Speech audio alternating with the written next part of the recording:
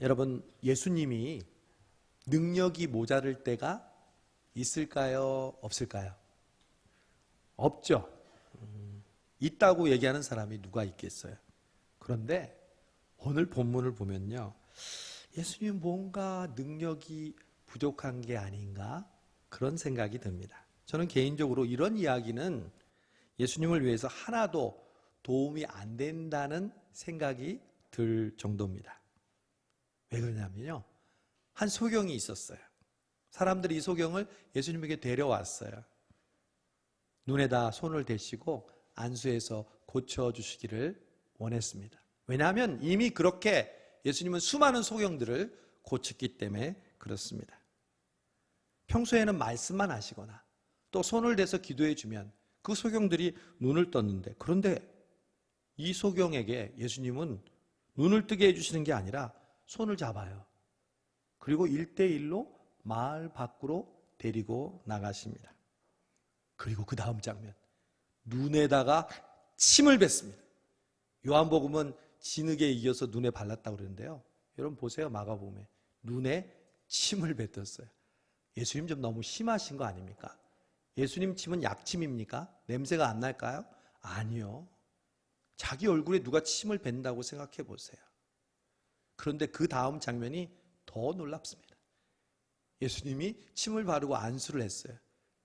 그래서 무엇이 보이느냐 했더니 나무 같은 것들이 걸어갑니다. 한 번만에 안 고쳐진 거예요. 아니, 천하의 예수님이 한 번 안수했는데 눈이 완전히 떠지지 않은 거예요. 그러니까 예수님이 한 번 더 안수를 합니다. 그랬더니 그제서야 모든 것을 보았다는 말씀이 오늘 소경이 눈을 뜨게 되는 그러한 이야기입니다. 여러분, 정말 이상하지 않습니까? 왜 예수님은 이렇게 소경을 손을 잡고 1대1로 만나고 또 한 번이 아니라 두 번에 걸쳐서 눈을 보게 했을까요? 성경은요, 독립된 이야기로 떨어져서 기록되지 않았습니다.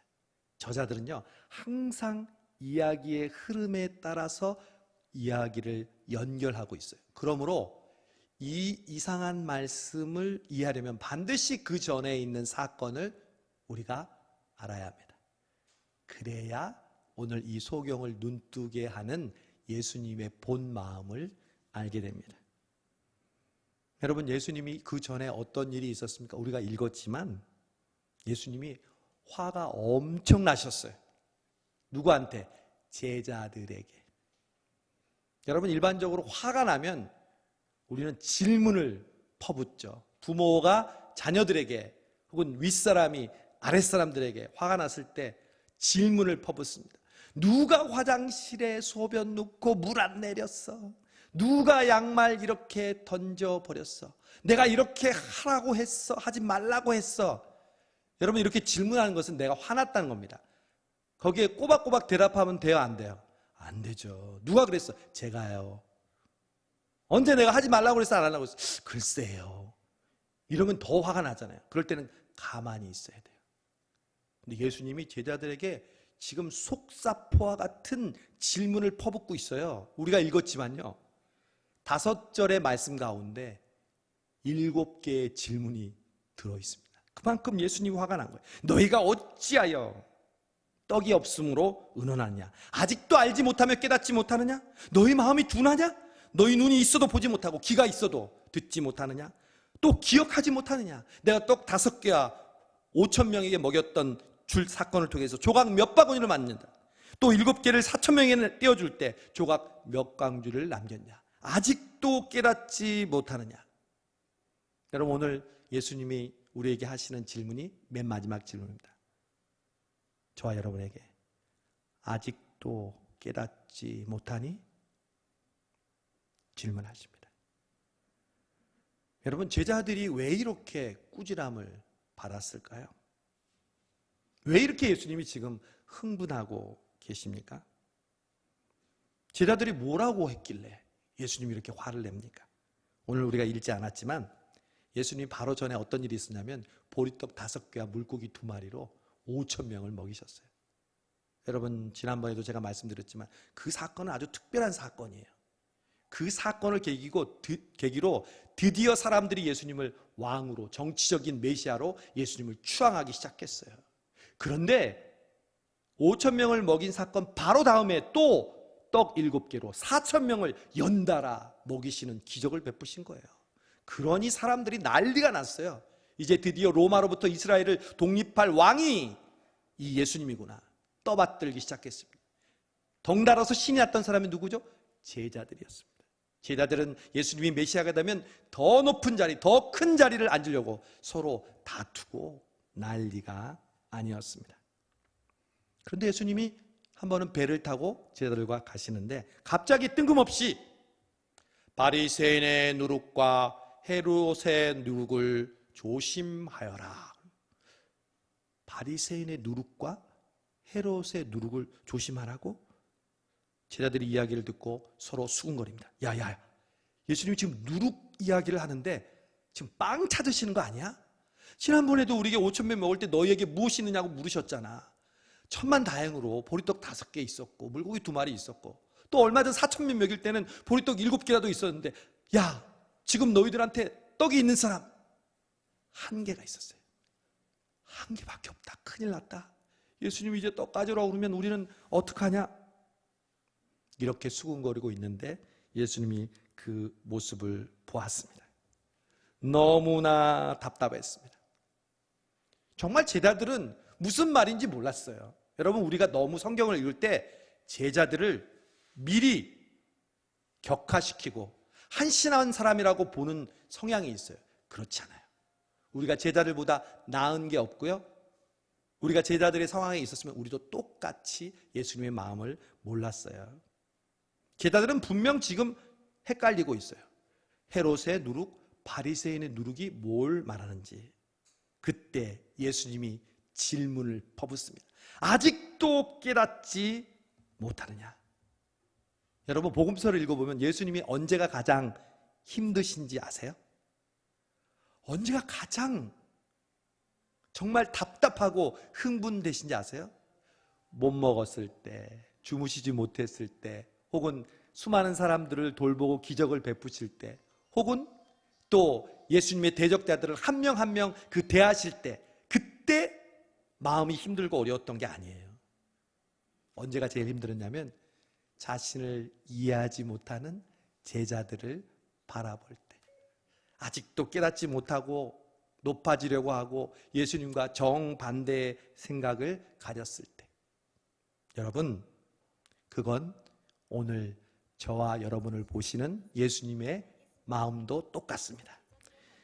제자들이 예수님의 마음을 깨닫지 못했던 것처럼 오늘도 우리의 삶 속에서 정말 우리가 느끼지 못하고 우리가 깨닫지 못하고 우리가 예수님의 마음을 알지 못하고 동문서답할 때 예수님은 답답해 하십니다.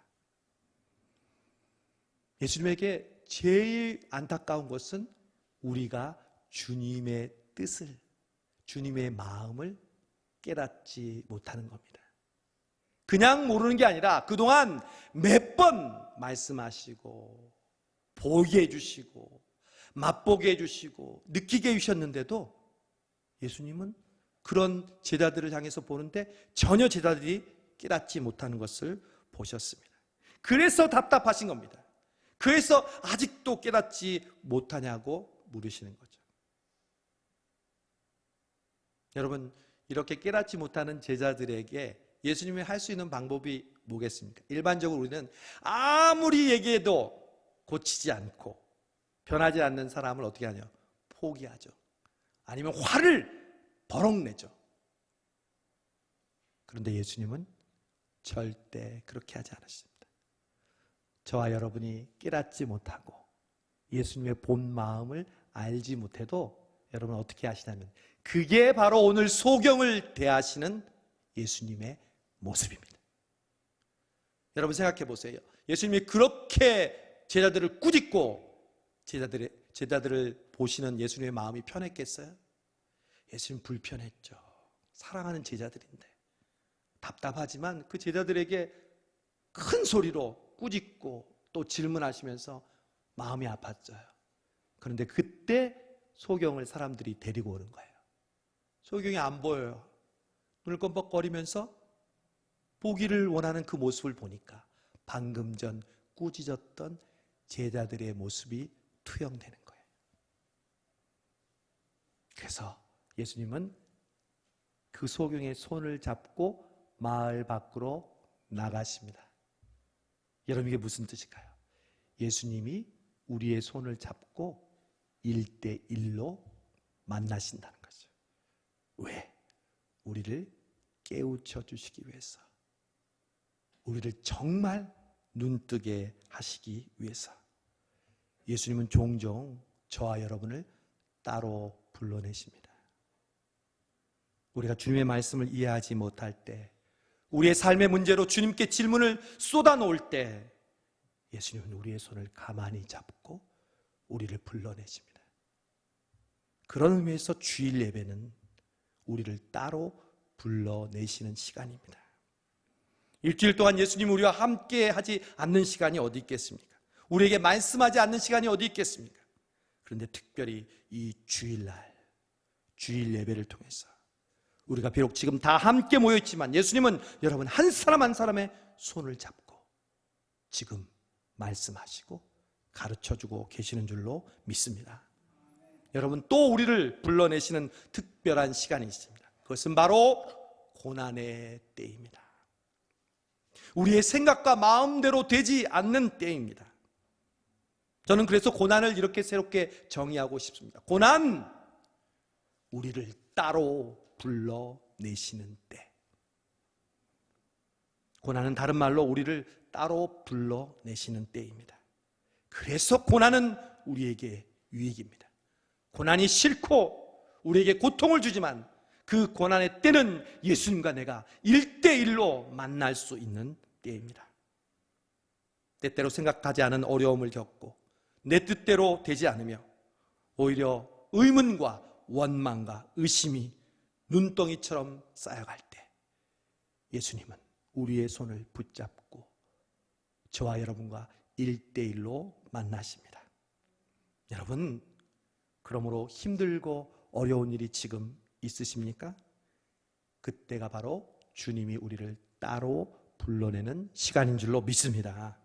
그때 우리는 비로소 깨닫게 됩니다. 우리는 너무 연약해서 시련이 오거나 우리의 기대와 소망이 이루어지지 않을 때 실망하고 좌절하고 견디기 힘들어합니다. 너무 힘들어서 그냥 주저앉아 버리고 포기하고 싶어집니다. 그러다가 우연히 작은 행복에 기뻐하는 우리 자신을 보게 됩니다. 여러분, 예수님이 뭐라고 말씀하셨죠? 살고자 하면 잃을 것이요, 잃을 것을 각오하면 살 것이다. 여러분, 이게 무슨 말일까요?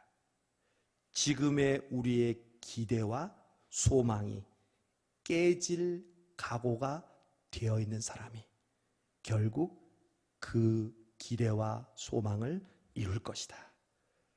여러분, 지금 실망하고 좌절할 때, 어려울 때 너무 울지 마세요. 왜냐하면 하나님께서 우리에게 응답해 주실 때 감격하고 감사해야 할 눈물이 더 많기 때문에 그렇습니다. 여러분, 오늘 소경을 고치셨던 이 예수님께서 그 전에 제자들을 꾸짖으면서 아직도 깨닫지 못하냐고 물으셨던 것은 오늘 소경을 통해서 그 소경이 눈을 뜨지고 못했지만 주님께서 그 소경을 일일이 따로 불러서 그 소경을 안수하시고 또한 고쳐주시기 위함이었습니다. 여러분, 그런데 이 소경을 고치면서 이 소경이 예수님으로부터 침뱉음을 당했습니다.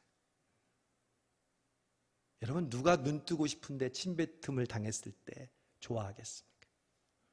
여러분, 십자가의 길이란, 그리고 주님과 함께 십자가를 붙들고 사는 신앙의 길이란 이와 마찬가지입니다. 내가 믿음으로 살려고 주님께 나와왔고 몸부림치고 이렇게 예배드리고 있지만 내가 생각지 않았던 침뱉음이 우리의 상황 속에 올 수 있다는 것입니다. 아니, 일부러 주님께서 그런 상황을 우리에게 연출하십니다. 여러분 그때도 실망하지 마십시오. 주님은 결코 여러분을 놓지 않으실 줄로 믿습니다.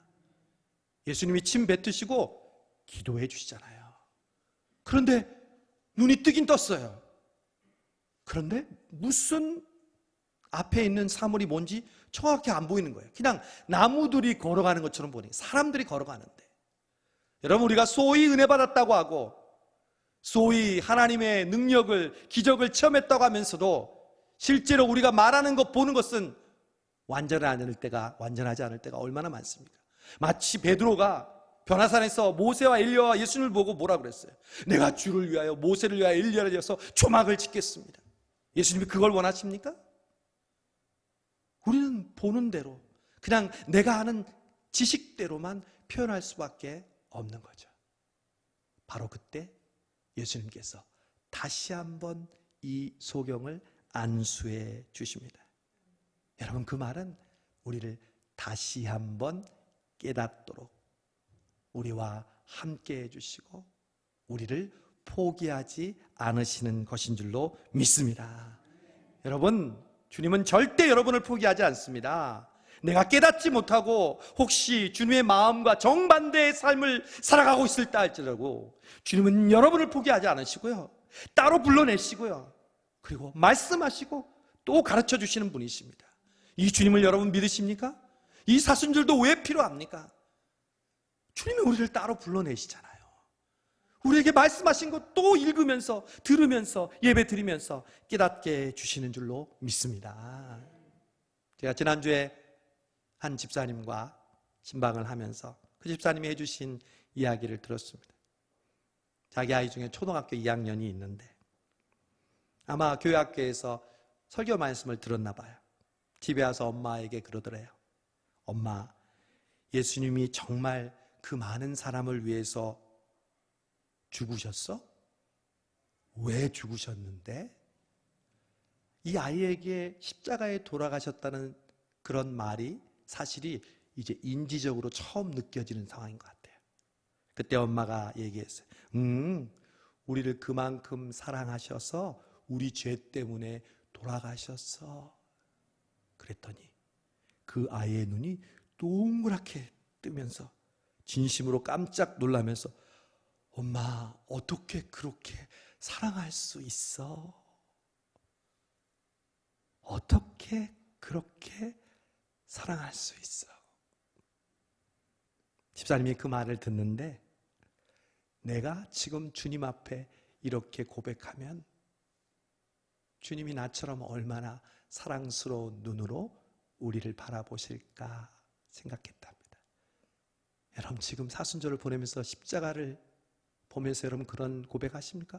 주님, 어떻게 나를 그렇게 사랑할 수 있습니까? 그러면서 집사님이 초심의 마음을 잃어버리고 있다는 것을 알았다고 합니다. 그렇게 값지게 얻어진 그렇게 놀라운 은혜인데 당연한 것처럼 마땅한 것처럼 여기면서 살고 있는 자신을 보았다는 거죠. 그리고 다시 그 구원에 대한 감사를 깨닫게 되었다고 이야기해 주었습니다.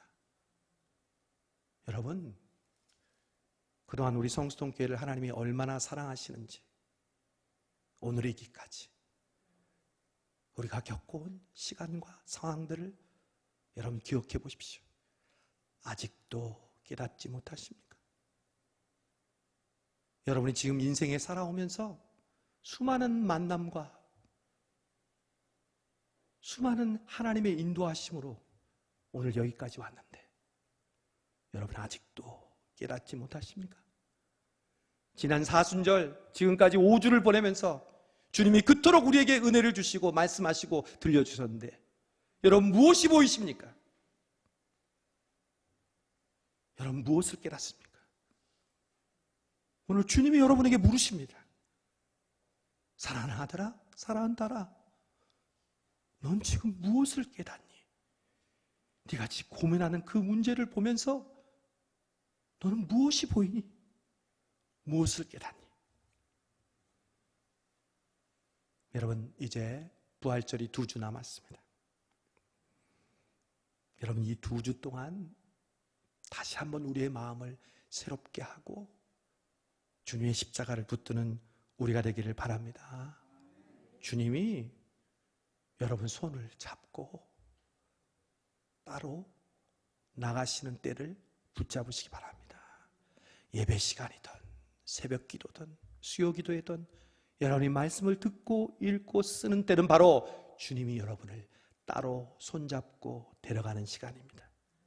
비록 그때 내게 침뱉음처럼 내가 생각하지 않았던 그런 일들이 올지라도 여러분 주님을 바라보는 것을 포기하지 마십시오. 왜냐하면 주님이 나를 포기하지 않기 때문입니다. 우리의 얼굴에 침뱉었던 그 눈을 닦으시고 안수해 주시고 우리가 덜 깨달아도 우리를 다시 안수해 주시는 분, 그 주님이 여러분 지금 바라보고 있는 우리를 위해 십자가를 위해 죽으시고 부활하신 주님인 줄로 믿습니다.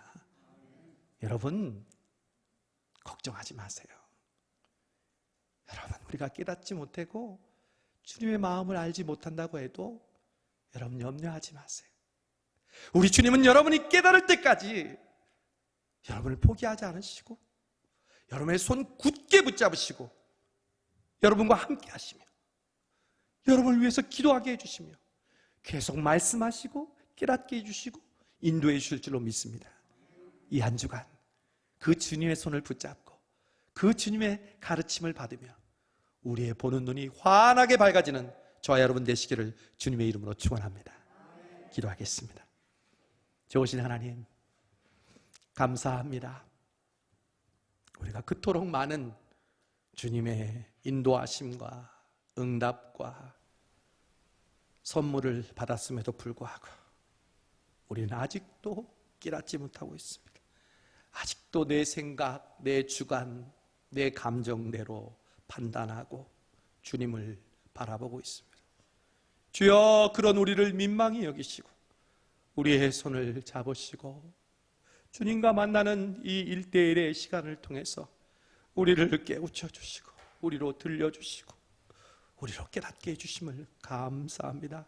이 사순절 남은 2주 동안에 그 주님과 손 꽉 잡고 주님의 십자가를 부여잡고 주님이 우리에게 가르쳐 주시는 대로 우리의 눈을 환하게 떠서 그 주님과 함께 십자가의 고난과 능력과 부활의 능력을 경험하는 우리 모든 성도들 되게 하여 주옵소서. 예수님의 이름으로 기도하옵나이다. 아멘.